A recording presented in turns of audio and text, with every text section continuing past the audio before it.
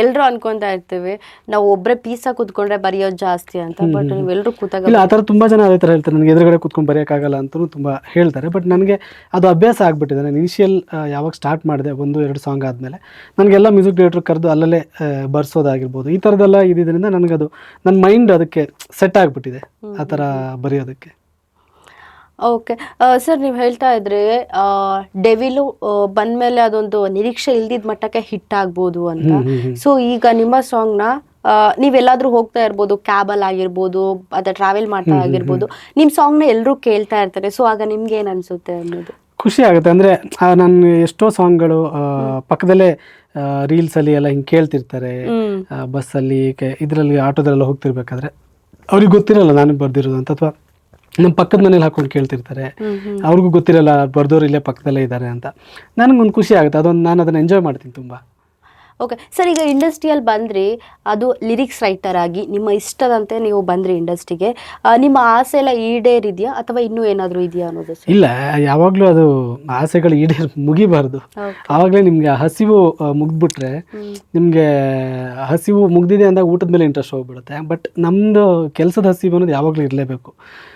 ನನಗೆ ಇನ್ನೂ ತುಂಬ ನನ್ನ ಆಸೆಗಳಲ್ಲಿ ಅಥವಾ ನನ್ನ ಗೋಲ್ಗಳಲ್ಲಿ ಅಚೀವ್ ಮಾಡಿರೋ ತುಂಬ ಕಡಿಮೆ.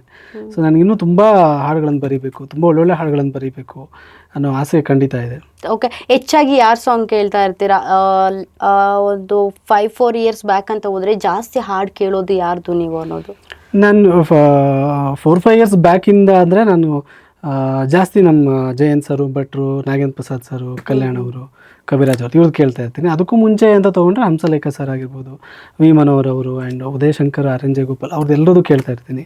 ಅದ್ರ ಜೊತೆಗೆ ಬೇರೆ ಲ್ಯಾಂಗ್ವೇಜ್ ಹಾಡುಗಳನ್ನ ಕೂಡ ಕೇಳ್ತೀನಿ. ನಾನು ಹಿಂದಿ ಜಾಸ್ತಿ ಕೇಳ್ತೀನಿ. ಓಕೆ, ನೀವು ಇಷ್ಟಪಡುವಂಥ ಸಾಂಗ್ ಯಾರ್ದು? ಯಾರ ಕವಿದು ನೀವು ಯಾವ ಸಾಹಿತ್ಯ ತುಂಬ? ಇಲ್ಲ, ಚಿತ್ರ ಸಾಹಿತ್ಯ ಅಂತ ಬಂದಾಗ ನನಗೆ ಎಲ್ಲರೂ ಇಷ್ಟ. ಯಾಕಂದರೆ ಒಂದೊಂದು ಸಾಂಗ್ ಕೇಳಬೇಕಾದ್ರೆ ಇಷ್ಟು ಚೆನ್ನಾಗಿ ಬರೆದಿದ್ದಾರೆ ಅಂತ ಅನ್ಸುತ್ತೆ. ಬಿಕಾಸ್ ಅಷ್ಟು ಚೆನ್ನಾಗಿ ಬರೆದಿದ್ದಕ್ಕೆ ಅವರು ಲೆಜೆಂಡ್ಸ್ ಆಗಿರೋದಿಲ್ಲ, ಅಷ್ಟು ಸಾವಿರಾರು ಗಟ್ಟಲೆ ಹಾಡುಗಳನ್ನು ಬರೆಯೋಕ್ಕಾಗಿರೋದು. ಹಾಗಾಗಿ ಇಂಥವ್ರೆ ಅಂತ ಹೇಳೋದು ಕಷ್ಟ. ಬಟ್ ನನಗೆ ವರ್ಸೆಟಾಲಿಟಿ ಅಂತ ಬಂದಾಗ ನಾಗೇಂದ್ರ ಪ್ರಸಾದ್ ಸರ್ ಇಷ್ಟ ಆಗ್ತಾರೆ. ಅಂದರೆ ಎಲ್ಲ ಜೋನರ್ ಅಫ್ಕೋರ್ಸ್ ಎಲ್ಲರೂ ಬರೆದಿದ್ದಾರೆ, ಕವಿರಾಜ್ ಸರು ಬರೆದಿದ್ದಾರೆ, ಕಲ್ಯಾಣ್ ಅವರು ಬರೆದಿದ್ದಾರೆ. ಬಟ್ ನನಗೆ ಇಂಟ್ರಡಕ್ಷನ್ ಸಾಂಗ್ಗಳು ಅಂತ ಬಂದಾಗ ಮ್ಯಾಕ್ಸಿಮಮ್ ನಂಬರ್ಸ್ ಇದೆ ಅವರದ್ದು, ಮಾಸ್ ನಂಬರ್ಸ್ ಅಂತ ಬಂದಾಗಲೂ ಇದೆಲ್ಲವೂ ಸಾಂಗ್ಸು ಕೂಡ ಹಾಗೆ ಕೊಟ್ಟಿದ್ದಾರೆ. ಆ್ಯಂಡ್ ದೇವರ ಹಾಡುಗಳು ಈ ಥರದ್ದೆಲ್ಲ ಬಂದಾಗ ತುಂಬ ಯೂನಿಕ್ ಆಗಿ ತುಂಬ ಚೆನ್ನಾಗಿ ಬರೀತಾರೆ. ಹಾಗಾಗಿ ಅವ್ರು ನನಗೆ ತುಂಬ ಮಾದರಿ ಅನಿಸ್ತಾರೆ. ಓಕೆ, ನೀವು ಆಲ್ಮೋಸ್ಟ್ ಬರ್ದಿರೋದೆಲ್ಲ ಲವ್ ಸಾಂಗ್ ಆಗಿರುತ್ತೆ? ಇಲ್ಲ, ನಾನು ಬರ್ದಿದ್ದೀನಿ, ಬಟ್ ಮೋರ್ ಅಂದರೆ ಪಾಪ್ಯುಲರ್ ಆಗಿರೋದು ಲವ್ ಸಾಂಗ್. ಮಾಸ್ ಸಾಂಗ್ ಏನಾದ್ರು ಬರಿಬೇಕಂತ ಆಸೆ ಇದೆಯಾ? ಇಲ್ಲ, ನಾನು ಹೇಳ್ದಂಗೆ ಬರ್ದಿದ್ದೀನಿ. ಸೊ ಇನ್ಸ್ಪೆಕ್ಟರ್ ಕ್ರಮ್ ಆಗಿರ್ಬೋದು, ಬೈರಾಗಿ ಆಗಿರ್ಬೋದು, ಮಾರ್ಟಿನ್, ಕಬ್ಸಾ, ಒಂದಿಷ್ಟು ಈ ಮರ್ಯಾದೆ ಪ್ರಶ್ನೆಯಲ್ಲಿ ಒಂದು ಸಾಂಗ್ ಬರ್ದಿದೆ, ಟೇಕ್ ಇಟ್ ಈಸಿ ಅಂತ. ಸೊ ಬರ್ದಿದ್ದೀನಿ. ಮಾಸ್ ಸಾಂಗ್ ಏನಾಗುತ್ತೆ ನಿಮಗೆ ಆ ಒಂದು ಹಿಟ್ ಆದರೆ ಎಷ್ಟೇ ದೊಡ್ಡ ಹಿಟ್ ಆದರೂ ಅಥವಾ ಒಂದು ಟೈಮ್ ಮಾತ್ರ ಅದು. ನಿಮಗೆ ಲವ್ ಸಾಂಗ್ಗಳು ಎವರ್ಗ್ರೀನ್ ಥರ ಯಾವಾಗಲೂ ಇವತ್ತು ನಾವು ತುಂತುರು ಹಾಡು ಕೇಳ್ತೀವಿ ನಾವು. ಸೊ ಹಾಗಾಗಿ ಮಾಸ್ ಸಾಂಗ್ಗಳು ನಾನು ಅಂದ್ಕೊಂಡ ಥರ ವರ್ಕ್ ಆಗಿಲ್ಲ. ಬಟ್ ಲವ್ ಸಾಂಗ್ಗಳು ಹಾಗಾಗಿ ಲವ್ ಸಾಂಗ್ಗಳು ಜಾಸ್ತಿ ಬರ್ದಿದ್ದೀನಿ ಅನಿಸುತ್ತೆ ಅಷ್ಟೇ. ಓಕೆ, ನಾನು ನಿಮ್ಮ ಇನ್ಸ್ಟಾಗ್ರಾಮ್ ಪೇಜನ್ನು ಸ್ಕ್ರೋಲ್ ಮಾಡ್ಬೇಕಾದ್ರೆ ನೋಡ್ತಾ ಇದ್ದೆ, ನೀವು ಯಾವುದೋ ಒಂದು ಕ್ಯಾಸೆಟ್ ಏನೋ ಇಟ್ಕೊಂಡಿರ್ತೀರಾ, ಅದರಲ್ಲಿ ದರ್ಶನ್ ಸರ್ದು, ಉಪೇಂದ್ರ ಸರ್ದು ಯಾವುದೋ ಸಾಂಗ್ದು ಯಾವುದೋ ಕ್ಯಾಸೆಟ್ ಇಟ್ಕೊಂಡಿರ್ತೀರಾ. ಸೊ ಅದು ಆಗಾಗ ಕೇಳ್ತಾ ಇರ್ತೀರಾ ಅನ್ನೋದು? ಅಲ್ಲ, ಅದು ಕ್ಯಾಸೆಟ್ದು ನಾನು ಹಾಕಿರೋದು ರೀಸೆಂಟಾಗಿ ನಾನು ಚರಣ್ ರಾಜ್ ಅವರ ಸ್ಟುಡಿಯೋಗೆ ಹೋದಾಗ ಅಲ್ಲಿ ಅವರು ಸ್ಟುಡಿಯೋದಲ್ಲಿ ಒಂದಿಷ್ಟು ಕ್ಯಾಸೆಟ್ಸ್ ಎಲ್ಲ ಇತ್ತು. ಸೊ ಅದು ನೋಡಿದಾಗ ನನಗೆ ನಮ್ಮದೆಲ್ಲ ಒಂಥರ ಬಾಲ್ಯದ ನೆನಪುಗಳಲ್ವ ಕ್ಯಾಸೆಟ್ ಅಂದರೆ. ಪಕ್ಕದ ಮನೆಯಿಂದ ತೊಗೊಂಡ್ಬಂದು ನಮ್ಮ ಮನೆಯಲ್ಲಿ ಟೇಪ್ ರೆಕಾರ್ಡರ್ ಹಾಕ್ಕೊಂಡು ಅಥವಾ ಕ್ಯಾಸೆಟ್ಗಳು ಓಡಾಡ್ತಾ ಇದ್ದ, ಊರು ತುಂಬ ಓಡಾಡ್ತಾ ಇದ್ದಂಥ ಒಂದು ಕಾಲಮಾನ ಅದು. ಅದೆಲ್ಲ ನೆನಪಾಗಿ ನಾನು ಖುಷಿಯಾಗಿ ಅದನ್ನು ನಾನು ವಿಡಿಯೋ ಮಾಡಿಕೊಂಡು ಇನ್ಸ್ಟಾಗ್ರಾಮ್ಗೆ ಹಾಕಿದ್ದದು. Super sir. ಈ ಇನ್ಸ್ಟಾಗ್ರಾಮ್ ವಿಡಿಯೋದಲ್ಲೇ ನೀವು ಹೇಳ್ಕೊಂಡಿದ್ದು ನಾನು ನೋಡಿದ್ದೇನೆ ಅನಿಸುತ್ತೆ, ಭಾವಗೀತೆಗಳು ಯಾವುದು ಭಾವಗೀತೆಗಳು ನನಗೆ ತುಂಬ ಇಷ್ಟ ಆಗುತ್ತೆ. ಸೊ ನೀವು ಜಾಸ್ತಿ ಅದನ್ನೇ ಕೇಳ್ತಾ ಇರ್ತೀರಾ, ಬರೆಯೋಕ್ಕೂ ಅದನ್ನೇ ಜಾಸ್ತಿ ಟ್ರೈ ಮಾಡ್ತಾ ಇರ್ತೀರಾ ಅಂತ. ನಾನು 2 ಭಾವಗೀತೆಗಳನ್ನು ಬರೆದು ರಿಲೀಸ್ ಮಾಡಿದೆ ನನ್ನ ಚಾನಲಲ್ಲೇ.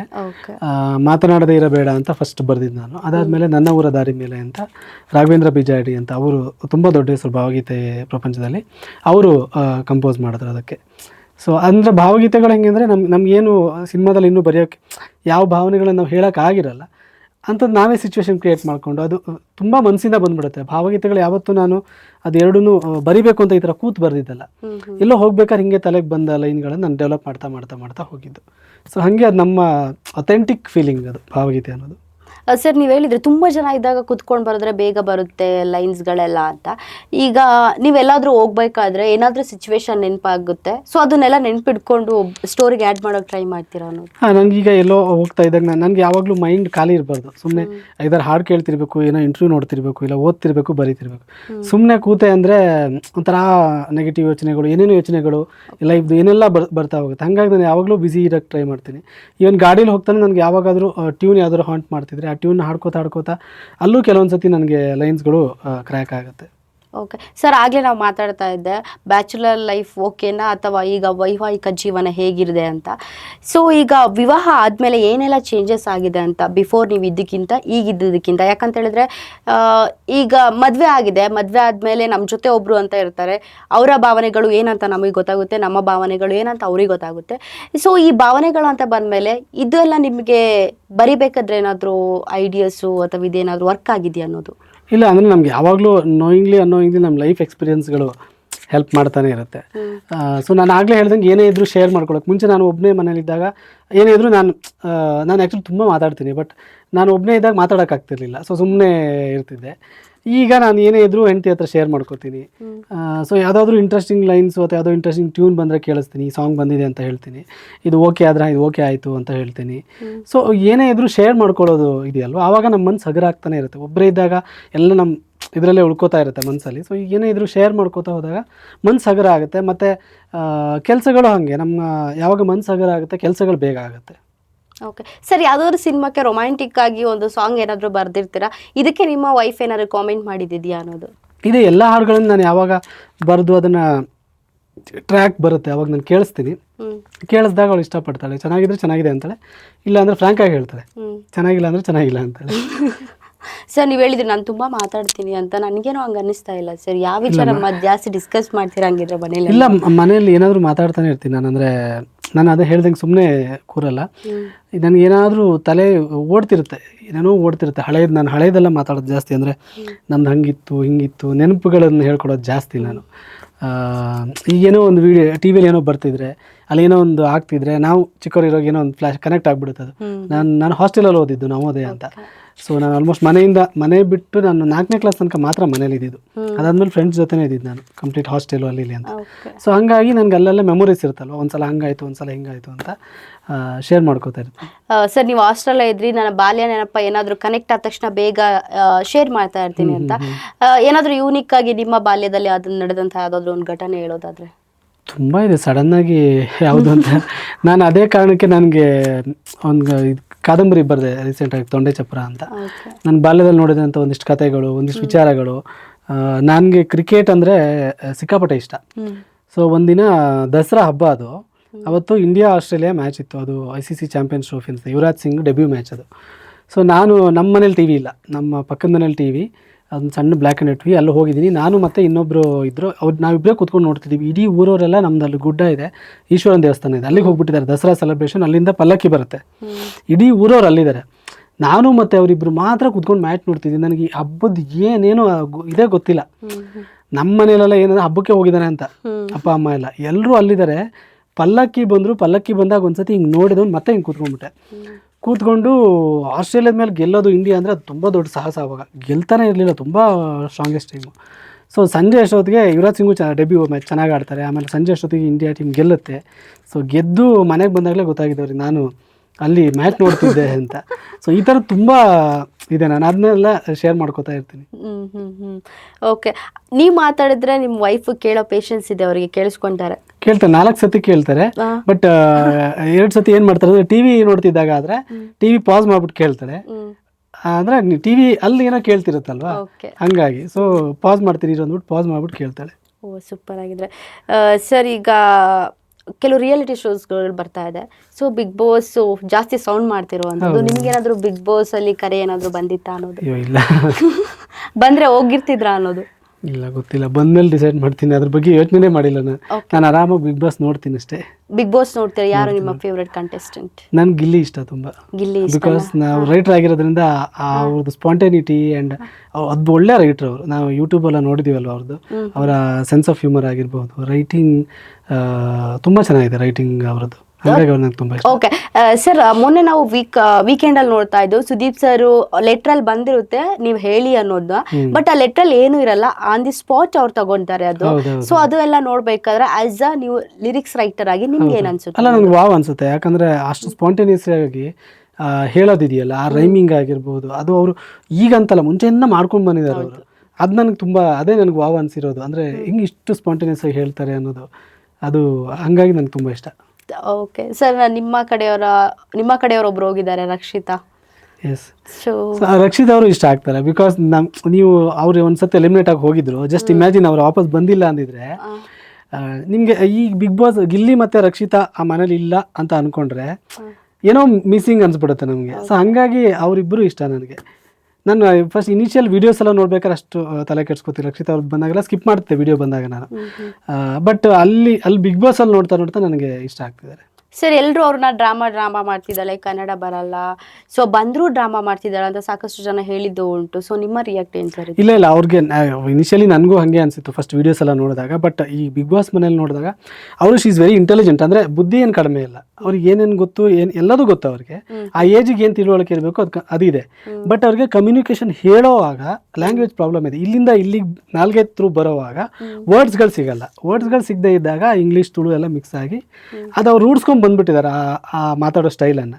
ಹಾಗಾಗಿ ಅದೊಂದು ಯೂನಿಕ್ ಥರ ಆಗಿದೆ ಅಷ್ಟೇ. ಸೊ ಹಾಗಾಗಿ ಅವ್ರೇನು ನನಗೇನು ಡ್ರಾಮಾ ಮಾಡ್ತಿದ್ದಾರೆ ಅಂತ ಅನಿಸಿಲ್ಲ, ಅವರು ಇರೋದು ಹಾಗೆ. ಓಕೆ ಸರ್, ನಾನು ಬಿಗ್ ಬಾಸ್ ಅಲ್ಲಿ ನಿಮ್ಗೆ ಯಾರು ಇಷ್ಟ ಅಂತ ತಕ್ಷಣ ನೀವು ಗಿಲ್ಲಿ ಅಂತ ಹೇಳಿದ್ರಿ. ಸೊ ಅವ್ರ ಹತ್ರ ಬರೋ ರೈಮಿಂಗ್ ವರ್ಡ್ಸ್ ಆಗಿರ್ಬೋದು, ಅವ್ರು ಮಾತಾಡೋದಾಗಿರ್ಬೋದು ಎಲ್ಲ ನಿಮಗೆ ಇಷ್ಟ ಅಂದರೆ ಅವ್ರನ್ನೇನಾದರೂ ಮೀಟ್ ಮಾಡೋಕ್ಕೆ ಯಾರೋ ಟ್ರೈ ಮಾಡಿದ್ರಲ್ಲ ಬಿಫೋರ್ ಅವ್ರ ವಿಡಿಯೋಸ್ ಎಲ್ಲ ನೋಡ್ತಾ ಇದ್ರ ನೀವು ಅನ್ನೋದು? ಗಿಲ್ಲಿ ಅವ್ರದ್ದು ಮುಂಚೆನೇ ನೋಡ್ತಿದ್ದೆ ನಾನು. ಯಾವಾಗ ಲಾಕ್ಡೌನ್ ಟೈಮಲ್ಲಿ ಅವ್ರು ಫಸ್ಟ್ ಒಂದು ಫೇಸ್ಬುಕ್ ಲೈವ್ ವಿಡಿಯೋ ವೈರಲ್ ಆಗಿತ್ತು, ಆವಾಗಲೇ ನಾನು ಮೆಸೇಜ್ ಕೂಡ ಮಾಡಿದ್ದೆ ಫೇಸ್ಬುಕ್ಕಲ್ಲಿ. ಅವರು ರಿಪ್ಲೈ ಮಾಡಿದರು. ಅಂದರೆ ನೀವು ರೇರ್ ಟ್ಯಾಲೆಂಟ್ ಅಂತಲೇ ಅವ್ರಿಗೆ ಹೇಳಿದ್ದೆ ನಾನು, ನಿಮಗೆ ತುಂಬ ಚೆನ್ನಾಗಿ ಶಾರದೆ ಬಂದಿದ್ದಾಳೆ, ಒಳ್ಳೇದಾಗಲಿ ಅನ್ನೋ ಥರ. ಅದಾದಮೇಲೆ ನಾನು ಒಂದು ಕಾಲೇಜ್ ಫಂಕ್ಷನಲ್ಲಿ ನಾನು ಗೆಸ್ಟ್ ಆಗಿ ಹೋಗಿದ್ದೆ, ಅವರು ಬಂದಿದ್ದರು. ಅಲ್ಲಿ ಮಾತಾಡ್ಸಿದ್ದೆ ನಾನು ಗಿಲ್ಲಿ ಅವ್ರನ್ನ. ಅವರು ನನಗೂ ಕಾಂಪ್ಲಿಮೆಂಟ್ ಮಾಡಿದ್ರು, ನಾನು ಅವ್ರಿಗೆ ಕಾಂಪ್ಲಿಮೆಂಟ್ ಮಾಡಿದ್ದೆ.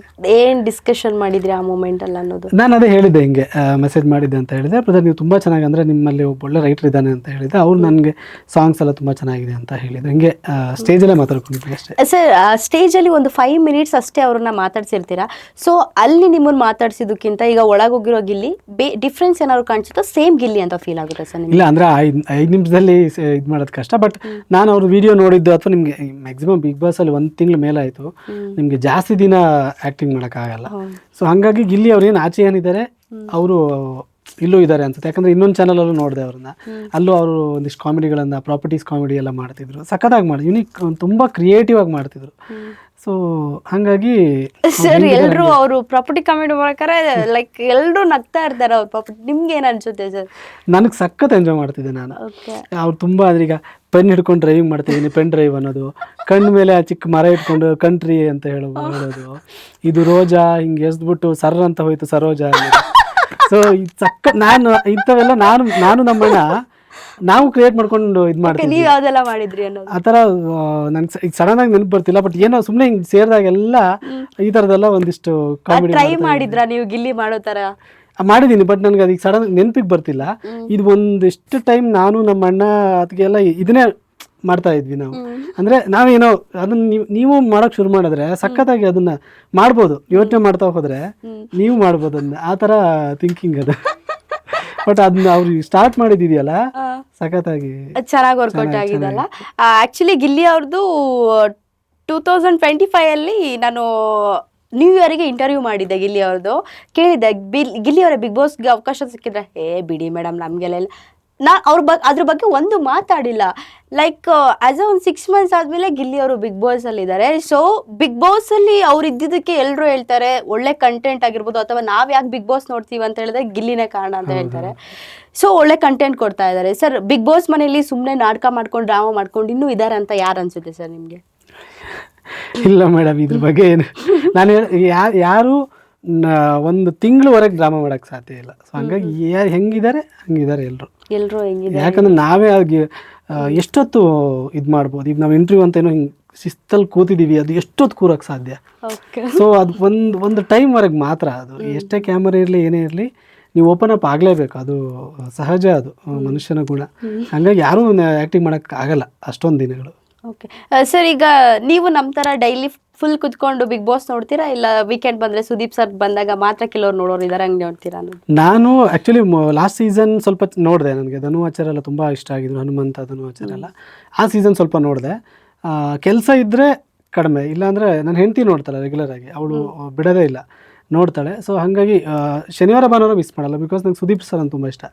ಅವ್ರು ಅದನ್ನೆಲ್ಲ ಹ್ಯಾಂಡಲ್ ಮಾಡೋದೆಲ್ಲ ಇದೆಯಲ್ಲ ತುಂಬ ಇಷ್ಟ. ಶನಿವಾರ ಭಾನುವಾರ ಮಿಸ್ ಮಾಡಲ್ಲ. ತುಂಬ ಮೀಟಿಂಗ್ ಏನಾದರೂ ಇದ್ದರೆ ಆಚೆ ಹೋಗಿದ್ರೆ ಇಲ್ಲಾಂದ್ರೆ ನೋಡ್ತೀನಿ. ಸೊ ಫ್ರೀ ಇದ್ದೆ ಅಂದರೆ ನಾನು 9 ಸರ್ ಸುದೀಪ್ ಸರ್ಗೆ ಯಾವುದಾದ್ರೂ ರೈಟಿಂಗ್ ಇಲ್ಲ, ಸುದೀಪ್ ಸರ್ ಪೆಂಡಿಂಗ್ ಇದೆ. ಸುದೀಪ್ ಸರ್ಗೆ ಗೊತ್ತಿಲ್ಲ ಯಾವಾಗ ಬರಿತೀನಿ ಅಂತ. ಸುದೀಪ್ ಸರ್, ಯಶ್ ಸರ್ ಎಲ್ಲ ಪೆಂಡಿಂಗ್ ಇದೆ. ಬೇರೆ ಎಲ್ಲ ಆಗಿದೆ. ಸುದೀಪ್ ಸರ್ ಮತ್ತು ಯಶ್ ಸರ್ ಪೆಂಡಿಂಗ್ ಇದೆ. ಖಂಡಿತ ಅದು ಆಸೆ ನೆರವೇರಲಿ ಅಂತ ಬೇಡ್ಕೊಂತೀನಿ ಸರ್. ಸರ್, ಈಗ ಸುದೀಪ್ ಸರ್ ಇಷ್ಟ ಅಂತ ಹೇಳಿದ್ರೆ ಯಾವಾಗಲೂ ಅವ್ರನ್ನ ಮೀಟ್ ಮಾಡಿದ್ರಾ? ಯಾಕೆ ನಿಮ್ಗೆ ಇಷ್ಟ ಅನ್ನೋದು? ನಾನೊಂದು 2 ಸತಿ ಮೀಟ್ ಮಾಡಿದ್ದೆ ಅವ್ರನ್ನ. ಒಂದು KCC ಅಂತ ಒಂದು ಟೂರ್ನಮೆಂಟ್, ಕ್ರಿಕೆಟ್ ಟೂರ್ನಮೆಂಟ್ ಆಗುತ್ತೆ, ಅದರಲ್ಲಿ ಅಲ್ಲೇ ಡ್ರೆಸ್ಸಿಂಗ್ ರೂಮಲ್ಲೇ ನಾನು ಮಾತಾಡಿಸಿ ಅವ್ರ ಹತ್ರ ಫೋಟೋ ತೊಗೊಂಡಿದ್ದೆ. ಅದಕ್ಕೂ ಮುಂಚೆ ಇನ್ನೊಂದು ಸತಿ ಅವರು ಕ್ರಿಕೆಟ್ ಪ್ರಾಕ್ಟೀಸಿಗೆ ಬಂದಿದ್ದರು, ಅಲ್ಲಿ ನಾನು ಮಾತಾಡಿಸಿದ್ದೆ ಅವ್ರನ್ನ. ಮಾತಾಡಿಸಿದಾಗ ಅನೂಪ್ ಸೀಳಿಂದ ಅವರು ಮ್ಯೂಸಿಕ್ ಡೈರೆಕ್ಟರ್, ಅವರು ಮೀಟ್ ಮಾಡಿಸಿದ್ರು. ಅವರು ಅವಾಗ ಹೇಳಿದ್ರು ಇನ್ನೂ ಬೇಕಾಗಿದೆ ಬರ್ದಿದ್ದೀನಿ ನಾನು ಅವಾಗ ಹೇಳಿದಾಗ ಅವರು ವೆರಿ ವೆಲ್ ರಿಟರ್ನ್ ಮ್ಯಾನ್, ಅದು ನನ್ನ ಮಗಳಿಗೆ ತುಂಬ ಇಷ್ಟ ಹಾಡು ಅಂತ ಹೇಳಿದರು. ಖುಷಿಯಾಗಿತ್ತು ಕಾಂಪ್ಲಿಮೆಂಟ್ ಮಾಡೋದು. ಓಕೆ, ಇನ್ನೂ ಬೇಕಾಗಿದೆ, ಅವ್ರ ಮಗಳು ಒಂದ್ಸಲ ಹಾಡಿದ್ರು ಸ್ಟೇಜ್. ಹೌದು. ಸೊ ನಿಮ್ಗೆ ಅವಾಗ ಹೆಂಗ ಅನಿಸ್ತು? ಖುಷಿ ಆಗುತ್ತೆ. ಅಂದರೆ ಒಂದು ಆ ಹಾಡು ನಿಮಗೆ ಸಿನಿಮಾ ಆ್ಯಕ್ಚುಲಿ ಅನ್ಕೊಂಡಂಗೆ ವರ್ಕ್ ಆಗಿರಲಿಲ್ಲ. ಅದು ಅಂದರೆ ವೆಲ್ ಮೇಡ್ ಫಿಲ್ಮ್, ಬಟ್ ಇವತ್ತಿಗೂ ಇನ್ನೂ ಬೇಕಾಗಿದೆ ಅಂದರೆ ಯಾವ ಸಿನಿಮಾದು ಮುಂದಿನ ನಿಲ್ದಾಣ. ಸೊ ಆ ಸಿನಿಮಾ ಒಂದು ರೆಕಗ್ನಿಷನ್ ಹಾಡಿಂದ ಆಗುತ್ತೆ ಅನ್ನೋದಿದೆಯಲ್ಲ, ಅದು ತುಂಬ ದೊಡ್ಡ ಖುಷಿ ನಮಗೆ. ನಮ್ಮದು ಒಂದು ಸಾಂಗ್ ಒಂದು 3 ನಿಮಿಷ 3.5 ನಿಮಿಷ ಇರುತ್ತೆ, ಬಟ್ ಇದು ಯಾವ ಸಿನಿಮಾದು ಮುಂದಿನ ನಿಲ್ದಾಣ ಅಂದ ಕೂಡ ಯಾವ ಸಿನಿಮಾ ಅಂತ ಕೇಳಿದ್ರೆ ಇನ್ನೂ ಬೇಕಾಗಿದೆ ಹಾಡಿದೆಯಲ್ಲ ಅಂತ ಹೇಳಿದ್ರೆ ಅದು ನಿಮ್ಗೆ ಇವತ್ತಿಗೂ ಇನ್ಸ್ಟಾಗ್ರಾಮಲ್ಲಿ ಟ್ರೆಂಡಿಂಗ್ ಇದೆ. ಸೊ ಆ ಥರ ತುಂಬ ಕಡಿಮೆ ಆಗೋದು, ಇಷ್ಟೊಂದು ವರ್ಷಗಳು ಟ್ರೆಂಡಿಂಗ್ ಇರೋದು. ಲಾಸ್ಟ್ ಇಯರ್ ಬಿಗ್ ಬಾಸ್ ಅಲ್ಲಿ ಜಗಳ ಮಾಡೋಕ್ಕೆಲ್ಲ ಬಳಸ್ತಾ ಇದ್ರು ಅದನ್ನ, ಆಕಾಶದಲ್ಲಿ ನೀ ದೀಪವಾದಿ, ತುಂಬಾ ಟ್ರೆಂಡ್ ಆಯ್ತು. ಸೊ ಅದು ತುಂಬ ಖುಷಿ ಆಗುತ್ತೆ, ಯಾಕಂದ್ರೆ ಇಷ್ಟು ಎಕ್ಸ್ಪೆಕ್ಟ್ ಮಾಡಿರಲಿಲ್ಲ ಹಾಡಿಂದ ನಾನು. ಸರ್, ಈಗ ಯಶ್ ಸರ್ನ ಯಾವಾಗ ಭೇಟಿ ಆಗ್ತೀರಾ? ಅವ್ರಿಗೆ ಯಾವಾಗ ಬರೆಯೋಕೆ? ಗೊತ್ತಿಲ್ಲ ಮೇಡಮ್, ಯಾವಾಗ ಗೊತ್ತಿಲ್ಲ. ನಾನು ಯಾವುದೂ ಅನ್ಕೊಂಡಿಲ್ಲ. ಈಗ ರಿಷಬ್ ಸರಿಗೆ ಜೊತೆ ವರ್ಕ್ ಮಾಡ್ತೀನಿ, ಕಾಂತಾರ ಹಿಂಗೆಲ್ಲ ಆಗುತ್ತೆ ಅಂತ ಯಾವತ್ತೂ ಅನ್ಕೊಂಡಿಲ್ಲ. ಇವನ್ ಡೆವಿಲ್ಗೆ ಬರ್ತೀನಿ ಅಂತ ಅನ್ಕೊಂಡಿಲ್ಲ. ಗೋ ಇದ್ದ ಫ್ಲೋ ಅಷ್ಟೇ, ಯಾವಾಗ ಬರುತ್ತೆ ಏನಂದ್ರೆ ಕೆಲಸ ಮಾಡಬೇಕು, ಹಾಡುಗಳನ್ನ ಬರೀಬೇಕು, ಚೆನ್ನಾಗಿರೋ ಹಾಡುಗಳನ್ನ ಬರೀಬೇಕು, ಇಷ್ಟೇ. ಕಲಿಬೇಕು, ಗ್ರೋತ್ ಆಗಬೇಕು ಅನ್ನೋದೊಂದಷ್ಟೇ. ಸರ್, ಈಗ ರಿಷಬ್ ಸರಿಗೆ ಬರೆದಾಗಲೇ ನಿಮಗೆ ಸ್ವಲ್ಪ ಹ್ಯಾಪಿ ಇತ್ತು, ಆ್ಯಕ್ಚುಲಿ ಪ್ಯಾನ್ ಇಂಡಿಯಾ ಸಿನಿಮಾ ಆಯಿತು ಅನ್ನೋದೆಲ್ಲ ಹ್ಯಾಪಿ ಇತ್ತು. ದರ್ಶನ್ ಸರ್ಗೂ ಒಂದು ದೊಡ್ಡ ಸ್ಟಾರು, ಆಗ್ಲಿಂದ ಅವರ ಫ್ಯಾನ್ ಕ್ರೇಜ್ ಆಗಿರ್ಬೋದು, ಅದನ್ನೆಲ್ಲ ನೆನೆಸ್ಕೊಂಡಾಗ ದರ್ಶನ್ ಸರ್ ದೊಡ್ಡ ಬಿಗ್ ಸ್ಟಾರ್ ಎಲ್ರಿಗೂ ಅನ್ನೋ ಒಂದು ತಲೆಯಲ್ಲಿರುತ್ತೆ. ಅದೊಂದು ಆಪರ್ಚುನಿಟಿ ಬಂದಾಗ ನಿಮ್ಗೆ ಹೇಗೆ ಫೀಲ್ ಆಯಿತು ಅನ್ನೋದು? ನಾನು ಆ್ಯಕ್ಚುಲಿ ಇವಾಗೇನು ರಿಲೀಸ್ ಆಗಿದೆ, ಈ ಹಾಡ್ಕಿಂತ ಮುಂಚೆ ಇನ್ನೊಂದು ಹಾಡು ಬರೆದಿದ್ದೆ ಅವ್ರಿಗೆ, ಅದು ಇನ್ನೂ ರಿಲೀಸ್ ಆಗಿಲ್ಲ. ಸೊ ಆ ಹಾಡು ಬಂದಾಗ ನನಗೆ ನಾನು ಅಂದರೆ ಏನಾಗುತ್ತೆ, ನಾವು ಇದು ಬರೀಲೇಬೇಕು, ದೊಡ್ಡ ಸ್ಟಾರ್, ದೊಡ್ಡ ಸಿನಿಮಾ, ದೊಡ್ಡ ಅವಕಾಶ ಅಂತ ಅಂದ್ಕೊಂಡಾಗ ಪ್ರೆಷರ್ ಆಗಿಬಿಡುತ್ತೆ. ಸೊ ಇದು ಬರಿತೀನಿ, ಓಕೆ ಬಂದರೆ ಓಕೆ ಫೈನ್, ಇಲ್ಲ ಅಂದರೆ ಫೈನ್ ಅನ್ನೋ ಥರನೇ ಫ್ರೀ ಮೈಂಡಲ್ಲೇ ಶುರು ಮಾಡಿದ್ದು ನಾನು. ಸೊ ಆವಾಗ ನನಗೆ ಪ್ರಕಾಶ್ ಸರ್ ಜೊತೆ ಕೂಡ ಮಾತಾಡಿದೆ. ಅದು ತುಂಬ ಅಂದರೆ ನನಗೆ ತುಂಬ ಚೆನ್ನಾಗಿ ಮಾತಾಡ್ಸಿದ್ರು, ಸ್ವಲ್ಪ ಫ್ರೀ ಮಾಡಿದ್ರು, ಆ ಪ್ರೆಷರನ್ನು ಕಮ್ಮಿ ಮಾಡ್ದಂಗೆ ಆಯಿತು. ಅವ್ರು ಮಾತಾಡಿದಾಗ ಓಕೆ ನನಗೆ ಚೆನ್ನಾಗಿ ಕಂಫರ್ಟೇಬಲಾಗಿ ವರ್ಕ್ ಮಾಡ್ಬೋದು ಅಂತ ಅನಿಸ್ತು. ನಾನು ಬರೆದು ಕಳಿಸಿ ಫಸ್ಟ್ ವರ್ಷನಲ್ಲೇ, ಆ್ಯಕ್ಚುಲಿ ಫಸ್ಟ್ ವರ್ಷನೇ ಓಕೆ ಆಯಿತು. ಫಸ್ಟ್ ವರ್ಷನಲ್ಲೇ ಲೈನ್ ಕೂಡ ಸ್ವಲ್ಪ ಆಚೆ ಈಚೆ ಆಯಿತು ಅಷ್ಟೇ ಅಲ್ಲಿ, ಅದರ್ವೈಸ್ ಫಸ್ಟ್ ವರ್ಷನಲ್ಲೇ ಓಕೆ ಆಯಿತು ಪಲ್ಲವಿ. ಅದಾದಮೇಲೆ ಚರಣ ಬರೆದೆ. ಚರಣದಲ್ಲಿ ಒಂದು ಸ್ವಲ್ಪ ಕರೆಕ್ಷನ್ಸ್ ಅಲ್ಲಿ ಇಲ್ಲಿ ಒಂದೊಂದು ಲೈನ್ಗಳಿದಾಯಿತು. ಸೊ ತುಂಬ ಈಸಿಯಾಗಿ ಕೆಲಸ ಆಯಿತು ನನಗೆ. ಸೊ ಹಾಗಾಗಿ ಆ ಪ್ರೆಷರ್ ಅನ್ನಿಸ್ಲಿಲ್ಲ ನನಗೆ ಯಾವತ್ತು. ನನಗೆ ಆಗೋಯ್ತಾ ದರ್ಶನ್ ಸರ್ಗೆ ಸಾಂಗ್ ಬರ್ದ ಅನ್ನೋ ಥರ ಆಯಿತು ಅದು. ಯಾಕಂದ್ರೆ ಯೂಶ್ವಲಿ ಸ್ಟಾರ್ಸ್ಗೆ ಬರಬೇಕು, ತುಂಬ ಕರೆಕ್ಷನ್ಸು ಅದು ಇದು ಕರೆಕ್ಷನ್ ಇತ್ತು ಸರ್. ಇಲ್ಲ, ಅದು ಒಂದು ವರ್ಷನಲ್ಲೇ ಆಯಿತು. ಒಂದಿಷ್ಟು ಕೆಲವೊಂದು ಲೈನ್ಸ್ಗಳು, ಒಂದು 5-6 ಲೈನ್ಸ್ಗಳು ಆ ಕಡೆ ಈ ಕಡೆ ಬೇರೆ ಆಪ್ಷನ್ಸ್ ಇದೆಲ್ಲ ಆಯಿತು. ಈಗೇನು ರಿಲೀಸ್ ಆಗಿದೆ ಇದ್ರದ್ದು ಕೂಡ ಇನ್ನೊಂದಿಷ್ಟು ವರ್ಷನ್ಸ್ ಎಲ್ಲ ಬರೆದಿದೆ, ಬಟ್ ಫಸ್ಟ್ ಬರೆದಿದ್ದು ವರ್ಷನೇ ಪಿಕ್ ಆಯ್ತು ಅದು. ಅಲ್ಲಿ ಕೆಲವೊಂದು ಲೈನ್ಗಳು ಆಚೆ ಈಚೆ ಆಗಿ, ಚರಣ ಎಲ್ಲ ಒಂದೊಂದು ವರ್ಷನೇ ಬರೆದಿದ್ದು. ಸೊ ಹೀಗೆ ಅಂದರೆ ನಮಗೆ ಅದು ಕೆಲವೊಂದು ಸತಿ ಆಗ್ಬಿಡುತ್ತೆ, ಕೆಲವೊಂದು ಸತಿ ಆಗಲ್ಲ. ಅದು ಟ್ಯೂನ್ ಹೆಂಗೆ ತೊಗೊಳುತ್ತೆ ಅದ್ರ ಮೇಲೆ ಡಿಪೆಂಡ್ ಆಗುತ್ತೆ. ಸರ್, ಎಲ್ಲ ಕತೆನೂ ಓಕೆ, ನನಗೆ ಈ ಒಂದು ಸಿಚುವೇಶನ್ ಕೊಟ್ಟಿದ್ದಾರೆ, ಈ ಸಿನಿಮಾಕ್ಕೆ ಬರೀತೀನಿ ಅಂತ ಬರೀತಿರೋ, ಇಲ್ಲ ಅಂತ ಹೇಳಿದ್ರೆ ಈ ಹೀರೋಯಿನು ಅಥವಾ ಈ ಹೀರೋ ದೊಡ್ಡ ಬಿಗ್ ಸ್ಟಾರು ಆ ಥರ ನಾವು ತಲೆಯಲ್ಲಿ ಇಟ್ಕೊಂಡ್ ಬರೀತಿರೋ? ಇಲ್ಲ, ನಮ್ಗೆ ಎಲ್ಲ ಹಾಡುಗಳನ್ನು ಒಂದೇ ಥರ ಟ್ರೀಟ್ ಮಾಡ್ತೀವಿ. ಬೇಸಿಕಲಿ ನಮ್ಗೆ ಟ್ಯೂನ್ಗೆ ಏನು ಬೇಕು ಅನ್ನೋದು, ಆ ಟ್ಯೂನ್ ಏನು ಡಿಪೆಂಡ್ ಮಾಡ್ತಿದೆ, ಸಿಚುವೇಶನ್ ಏನು ಡಿಪೆಂಡ್ ಮಾಡ್ತಿದೆ ಅನ್ನೋದು ಮೇಜರಾಗಿ ನಾವು ನೋಡ್ತೀವಿ. ಆ್ಯಂಡ್ ಸ್ಟಾರ್ಸ್ ಅಂತ ಬಂದಾಗ ಸಾಧ್ಯ ಆದರೆ ಎಲ್ಲಾದರೂ ಅವ್ರ ಫ್ಯಾನ್ಸಿಗೆ ಇಷ್ಟ ಆಗೋ ಥರನ, ಬಟ್ ನಾನು ಮಾಸ್ ಸಾಂಗ್ ಆದರೆ ಹಂಗೆ ಮಾಡ್ತೀನಿ. ಲವ್ ಸಾಂಗಲ್ಲೂ ಸಾಧ್ಯ ಆದರೆ ಒಂದಿಷ್ಟು ವಿಚಾರಗಳನ್ನ ತರೋದಕ್ಕೆ ಟ್ರೈ ಮಾಡ್ತೀವಿ ಅಲ್ಲಿ. ಸೊ ಅದನ್ನು ಎಲ್ಲೂ ಫೋರ್ಸ್ಫುಲಿ ಹಾಕಲ್ಲ. ಎಲ್ಲಾದರೂ ಅವ್ರಿಗೆ ಕನೆಕ್ಟ್ ಆಗುವಂಥ ವಿಚಾರಗಳಿದ್ದರೆ ತಂದು ಕೂರಿಸೋದಕ್ಕೆ ಟ್ರೈ ಮಾಡ್ತೀವಿ. Okay, Rishab sir Kantara chapter 1 ನಿಮ್ಗೆ ಏನೆಲ್ಲ ಸ್ಟೋರಿ ಹೇಳಿದ್ರು ಹಾಡು ಬರಿಬೇಕಾದ್ರೆ? ನನಗೆ ರಿಷಬ್ ಸರ್ ಅಂದರೆ ನನಗೆ ಆ ಸ್ಟೋರೀಸ್ ಏನು ಇದೆಲ್ಲ ಹೇಳಿದರು, ಬೇಸಿಕ್ ದೈವದೆಲ್ಲ ಸ್ವಲ್ಪ ಹೇಳಿದರು, ಕಂಪ್ಲೀಟ್ ಕತೆ ಹೇಳಿರಲಿಲ್ಲ. ಏನು ಬೇಸಿಸ್ ಮೇಲೆ ಕತೆ ಇದೆ ಅನ್ನೋದನ್ನು ಹೇಳಿದರು. ಸೊ ಇನಿಷಿಯಲ್ ಏನು ರಾಜ ಬರ್ತಾನೆ, ಅವರು ದೈವದ ಕಲ್ಲು ಕೊಡ್ತಾರೆ, ಜಾಗ ಕೊಡ್ತಾರೆ, ಅದೆಲ್ಲ ಹೇಳಿದರು ನನಗೆ. ಬಟ್ ನನಗೆ ಸಾಂಗ್ ಬರಿಬೇಕಾದ್ರೆ ಅದರಲ್ಲಿ ತಲೆಯಲ್ಲಿ ಇಟ್ಕೊಂಡಿಲ್ಲ. ನಾನು ಶಿವನ್ ಕ್ಯಾರೆಕ್ಟರು, ಲೀಲಾ ಕ್ಯಾರೆಕ್ಟರು, ಅವರ ಹಿಂದೆ ಸುತ್ತೋದಾಗಿರ್ಬೋದು, ಅದನ್ನೆಲ್ಲ ತಲೆಯಲ್ಲಿ ಇಟ್ಕೊಂಡು ಅವ್ರು ಮೋರ್ ಪೊಯೆಟಿಕ್ ಆಗಬೇಕು ಅಂತ ಹೇಳಿದರು. ಮತ್ತು ನಮ್ಮ ಕುಂದಾಪುರದ ಒಂದು ಅಥವಾ ಕರಾವಳಿಯ ಎಸೆನ್ಸ್ ಬೇಕು ಅಂತ ಹೇಳಿದರು. ಅದ್ರ ಮೇಲೆ ಜಾಸ್ತಿ ಫೋಕಸ್ ಮಾಡಿದ್ದೆ ನಾನು. Okay sir, thank you so much. ಏನಂತ ಹೇಳಿದರೆ, ಈಗ ನಾವು ಯಾರಿಗಾದ್ರೂ ಕಾಲ್ ಮಾಡಿದ ತಕ್ಷಣ ಸರ್ ನಿಮ್ದೊಂದು ಇಂಟರ್ವ್ಯೂ ಬೇಕು ಅಂದ ತಕ್ಷಣ ನಾನೊಂದು 2 days ಬ್ಯುಸಿ ಇದ್ದೀನಿ, ಆಮೇಲೆ ಕೊಡಲ್ಲ ಅಂತ ಹೇಳಲ್ಲ, ಕೊಡ್ತೀನಿ ಅಂತ ಹೇಳ್ತಾರೆ. ಬಟ್ ನೀವು ಕಾಲ್ ಮಾಡಿದ ತಕ್ಷಣವೇ ನಿಮ್ಮ ಒಂದು ಟೈಮ್ನ ಫ್ರೀ ಮಾಡ್ಕೊಂಡು ಬಂದಿದ್ದಕ್ಕೆ thank you so much sir. ನಿಮಗೆ ಸುದೀಪ್ ಸರ್ ಮತ್ತು ಯಶ್ ಸರ್ ಜೊತೆ ಅವರಿಗೆ ಒಂದು ಲಿರಿಕ್ಸ್ ರೈಟ್ ಮಾಡಬೇಕು ಅಂತ ಆಸೆ ಇದೆ, ಅವರಿಗೂ ಸಾಂಗ್ ಬರಿಬೇಕು ಅಂತ ಆಸೆ ಇದೆ. ಬೇಗ ಸಕ್ಸಸ್ ಆಗಲಿ ಅಂತ ಕೇಳ್ಕೊತೀನಿ. Thank you so much sir. Thank you so much. Thank you. ಇನ್ನಷ್ಟು ಹೆಚ್ಚಿನ ಮಾಹಿತಿಗಾಗಿ ಫಾಲೋ ಮಾಡಿ ಬ್ರಿಗೇಡ್ ನ್ಯೂಸ್ ಕನ್ನಡ.